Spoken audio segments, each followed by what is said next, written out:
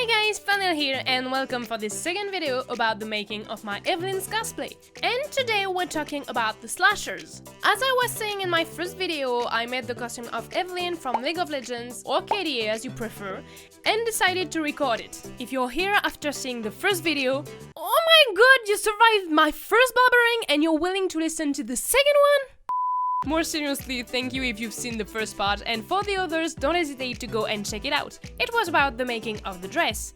If you haven't seen the first part, because maybe you don't need to see how to make the dress or just you're interested in doing the slashers only, just know this. I'm going to fix the slashers on my belt, so if you want to see how the belt was made, this was covered in the last video.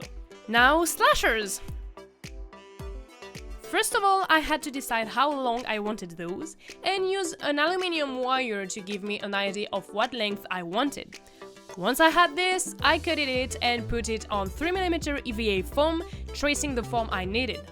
The foam wasn't long enough, so I decided to make two pieces that I then fused together by sewing them together.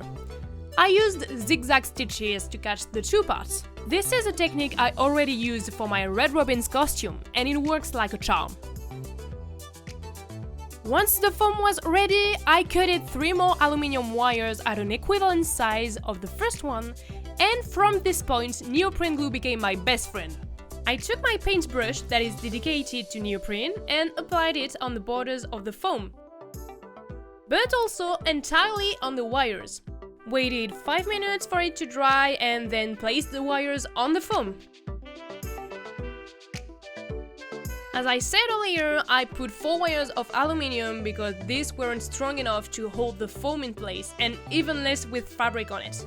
So I guess if I have to replace them someday, I would go for real steel wires that are stronger. I repeated all of this a second time and ended up with bases looking like this. At this point, next step was cutting the fabric. I chose to go with fake leather and just envelope the foam and wires in it before pinning the fabric far enough from the base so that I could still slide it out after.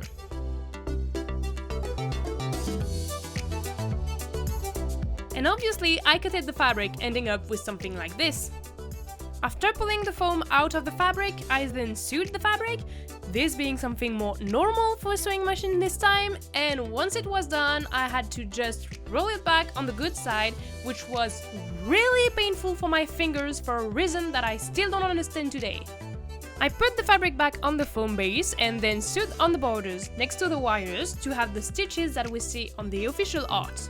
By the way, if you're doing that with a sewing machine, be sure that it is able to sew something that thick, because not all sewing machines can manage it.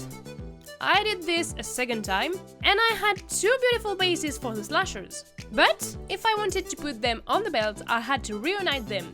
So, with neoprene glue, I applied 2 pieces of 5mm EVA foam on each side of the origin of the slashers, sandwiching them so they would be together forever. And if you're wondering how I attached it to the belt, I just decided to use Velcro that I applied directly on the foam and on the inside of the belt so that I won't have any harness on me. You don't see it that much, so perfect! Now let's start the blades, aka the parts that will need even more tools. I started by drawing the shape I wanted first time on 5mm EVA foam, using what was already existing to have the good size. I then used this first part to create 2 others, only letting the first one having those 2 thingies that will be used later to connect the blades to the rest. The idea here is to assemble those 3 parts for it to be thick enough. Again, I applied neoprene on the part that I wanted, waited for the glue to dry between 5 and 10 minutes, and then applied them together carefully.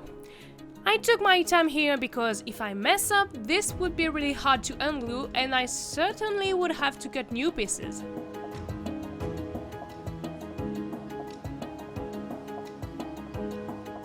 Once that was done, I sanded them so that they would have the right shape, mostly sanding the edges, and I took the opportunity to also create those spikes that will be on the necklace. And since we completely forgot to film the process of the necklace with scars, here's what the necklace I made looks like. I used strips of fake leather to create it, glued the spikes with neoprene after I painted them, and I went with Velcro to close the said necklace.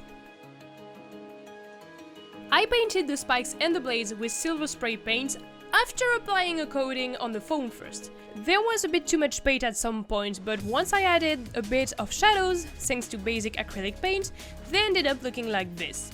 And as you can see, they were ready to be attached to the rest. To attach those, I used again my favorite glue, aka neoprene glue, and used again the aluminium wire with a bit of transparent wool. For this part, I started with cutting very carefully the middle part with a box cutter, going slowly so as not to harm myself. If you're doing this, please, I beg you, be careful. And if you're young, ask an adult to do it. I wouldn't want you to cut yourself.